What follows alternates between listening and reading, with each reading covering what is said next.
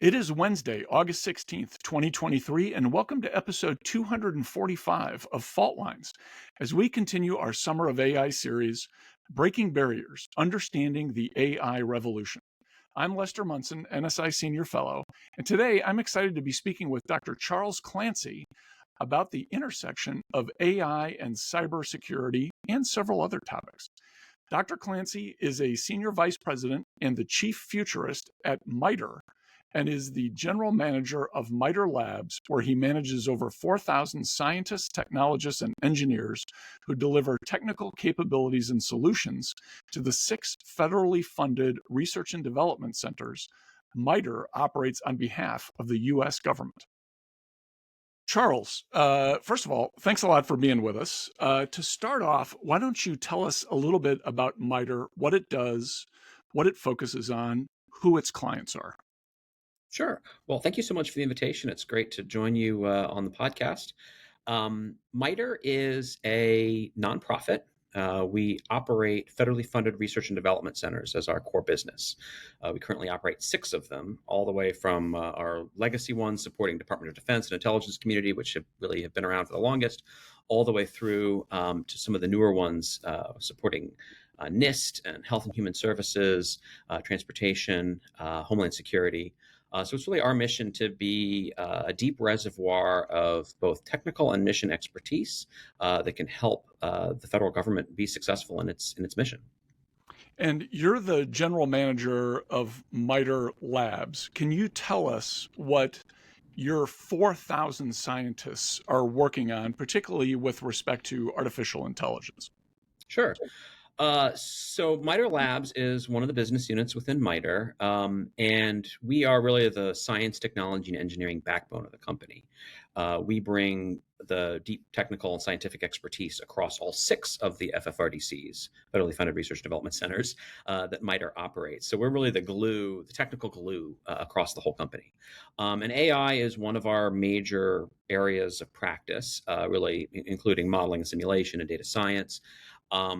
And broadly within those areas of computational analytics, we have an extensive set of programs from supporting the Department of Defense's CDAO office they stood up recently to helping the IRS with applying AI to its tax mission.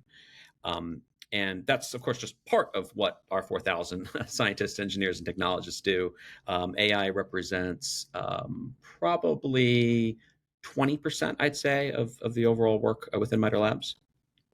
And tell us, you're a nonprofit, but you've got this very strong connection to the U.S. government. It sounds to me like a lot of your clients are parts of the U.S. government. Who are the decision makers for what MITRE will do or focus on, or the projects it'll take on? Sure. Each of our operating agreements with our sponsors is a little bit different, and the way that we're managed is a little bit different from agency to agency. Within the Department of Defense, we really work closely with the Pentagon and with the Undersecretary of Defense for Research and Engineering to really plan our support to them each year, to include the services, the combatant commands, various defense agencies, really to make sure that of the MITRE resources they're allocated through the congressional process, we are being applied to their most difficult technical problems and can bring our deep expertise. Within some of the other agencies, it's a little more ad hoc. Some have kind of core funding to support a particular body of work supporting MITRE. Others, it's sort of elastic depending on the needs of the agency year to year, working with them to identify funding and priorities for MITRE to execute. I noticed one of your other titles is that you're the chief futurist at MITRE. What is a futurist? Well, when I received that title a couple of years ago, it was an interesting process to really kind of grow into it and figure out what a chief futurist really was. Most of the ones that are out there today work for big tech companies, and they're often science fiction authors who have really grown a reputation for thinking about the future. At least my rendition of being a chief futurist is really thinking about the current trajectory that we're on with respect to critical and emerging technology. Pretty much every single technology curve is following an exponential growth path that tracks with Moore's law, really that governs the growth of semiconductors.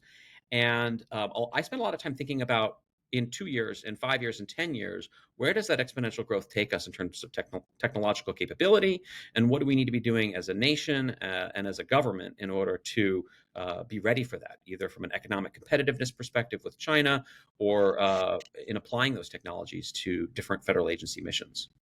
And how does that futurist uh, aspect, that orientation towards the future, affect your thinking about the free market in the U.S. and kind of this hothouse of innovation that we have that has, I would say, a lot of pros but some cons.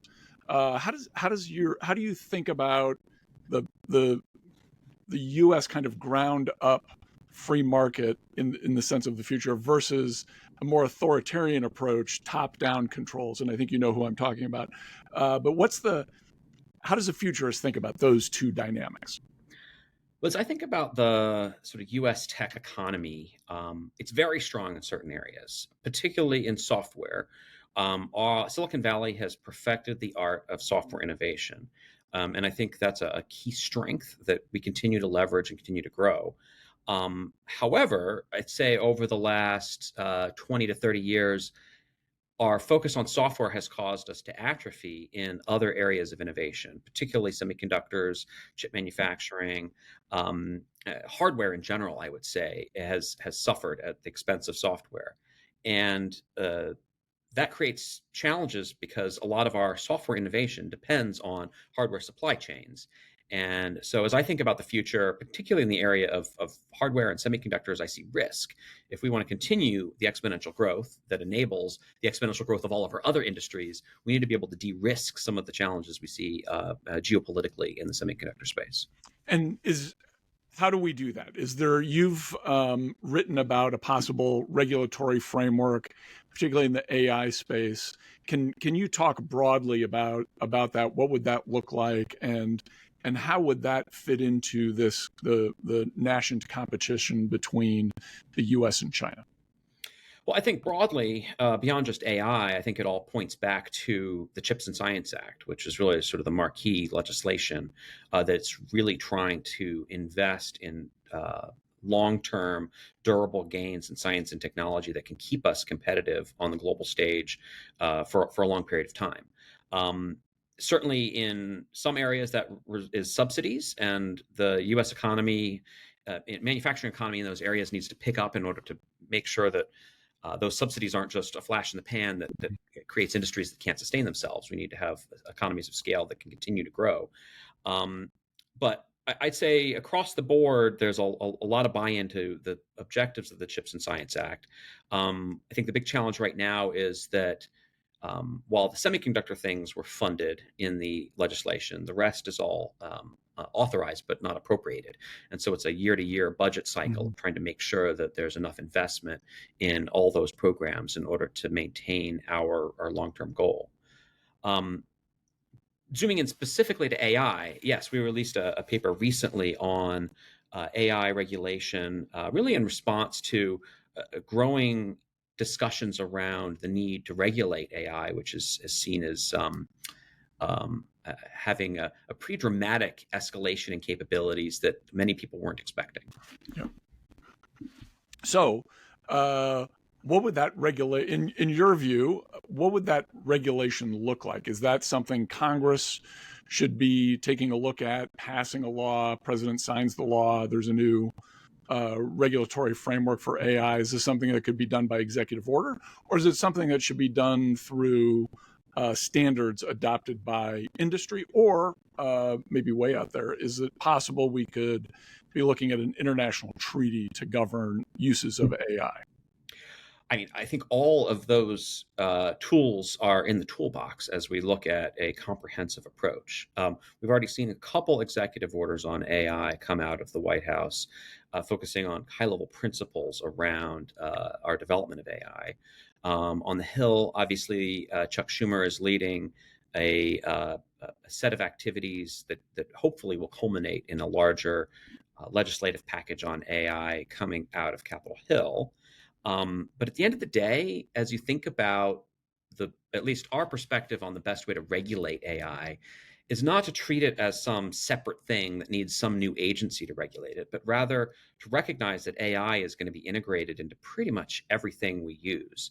And so when you have existing regulated industries or critical infrastructure sectors that have regulatory environments around them, really we need to be thinking about how those existing regulators can think about AI as part of a comprehensive regulatory environment for those sectors. So I think a great example is the FDA, right? The FDA has been thinking a lot about the role of software in medicine and has created software as a medical device, as a regulatory regime where they can certify software in the same way, more or less, that they regulate pharmaceuticals.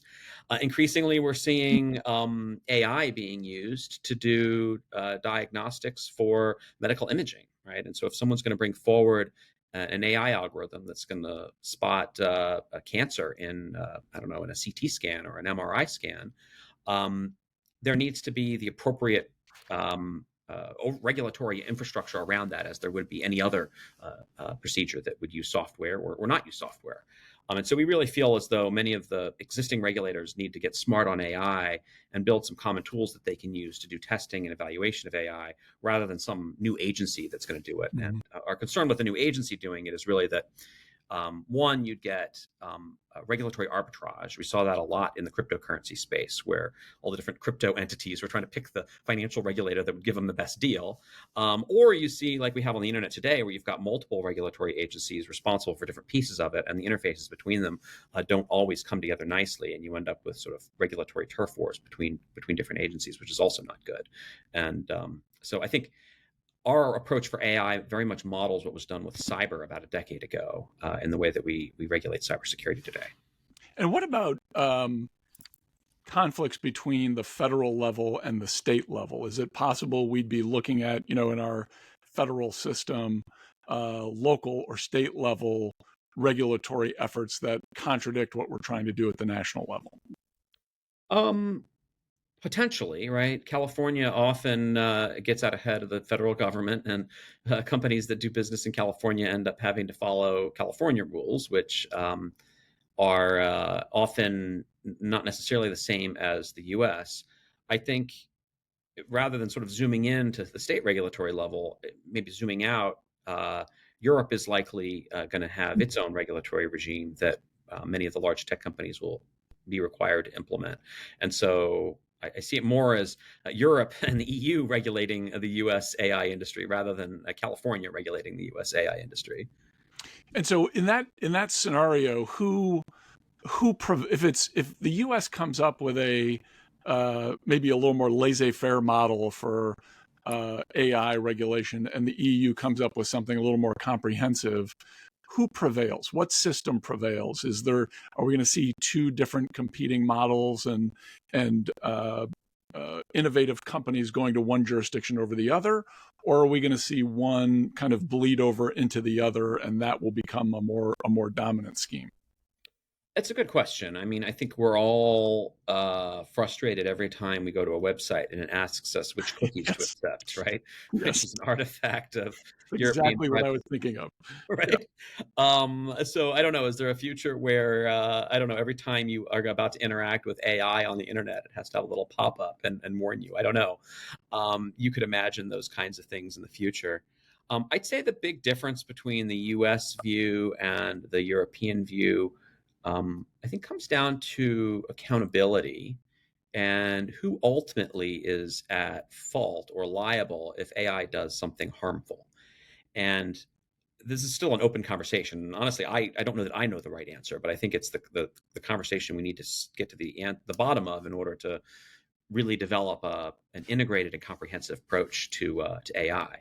And so imagine a thought experiment. There's like AutoGPT is this agent-based AI that uses GPT. It's hosted on a particular on Hugging Face, which is a cloud provider, and you give it a task to execute on your behalf, and it goes off and breaks that task into subtasks, and then tries to execute those subtasks in order to fulfill your request. Well, let's say one of those subtasks happens to be harmful in some way. Mhm. Is it the person who made the original query that should be held liable for that harmful outcome? Is it the people that made AutoGPT? Is it Hugging Face that's hosting it on their cloud system? Or is it OpenAI that designed the algorithms and is potentially hosting the backend infrastructure for it? Is it the people who curated the training data that went into training GPT in the first place? Right. So there's all these different people that are involved in the end-to-end sort of supply chain of AI, and the U.S. mindset is, well, let's focus on the human accountability. Who's the human that put the bad query in that caused the problem? I think the European regulatory mindset, though, is very much more around setting minimum thresholds for the tools themselves. So even if humans make bad decisions, the tools won't let the humans make the bad decisions. And I think that's the gap that will play out over the coming months as the U.S. and the EU try to sort through all this. What's kind of going back to this earlier theme? What's your assessment of where the United States stands in the competitiveness picture on AI, especially vis-a-vis China, but also with respect to the European Union? So the EU isn't really even on the map. I think the EU has concluded that their role in most high-tech areas is to be the world's regulator. Yeah. If you look at the location of the 6 to 8 largest hyperscaler tech companies that run the cloud and backbone of the internet, I mean, half in the U.S. and half of them are in China, and the ones in China are really just sort of copy paste clones of their U.S. counterparts.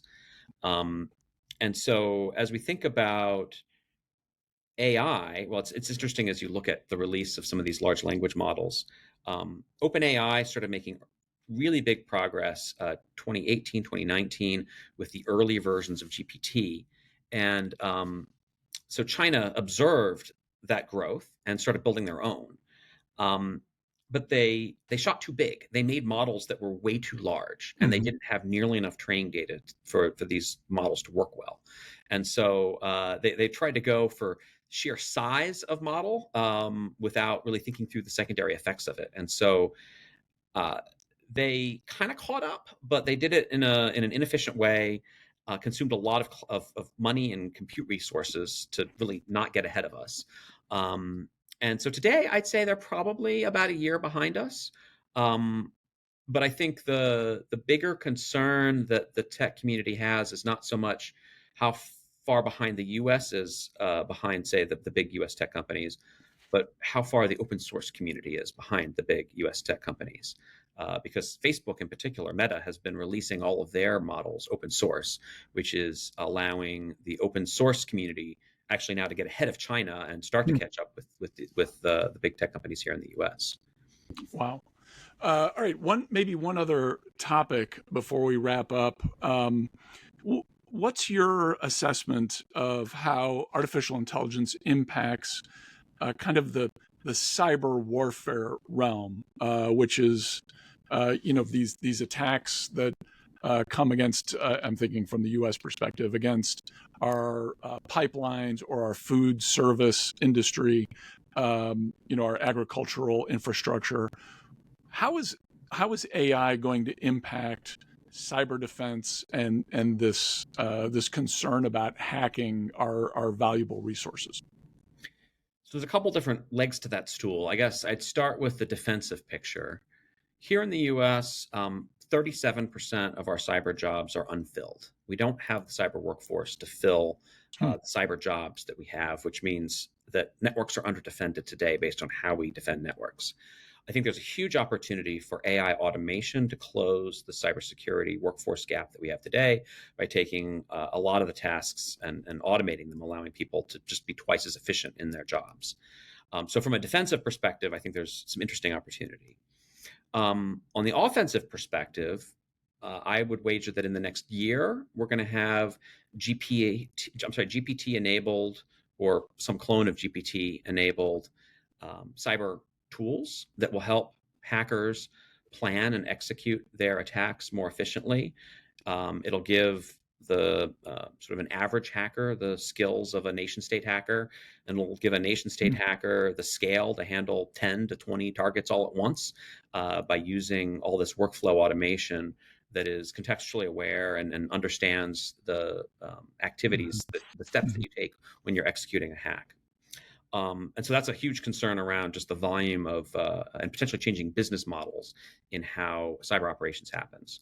And then the third leg of the stool is not using AI to hack, but hacking the AI itself, where you've got AI increasingly part of every system that we use, and adversaries either targeting the training data or some of the unique aspects of the trained networks themselves to cause them to behave in unexpected ways or exhibit failure modes in unexpected ways that could be part of broader objectives that cyber adversaries might have. And being able to effectively defend our AI systems that are going to be increasingly running pieces of the internet and our digital infrastructure. All right, maybe exit question. What unanticipated challenge will we get from artificial intelligence? I think some of the stuff we've seen thus far, not too surprising. Students are using AI to write their papers for them. That's a challenge for our teachers and our professors. What 10 years from now? What's something that AI will be doing to disrupt our society that maybe we're not thinking about yet?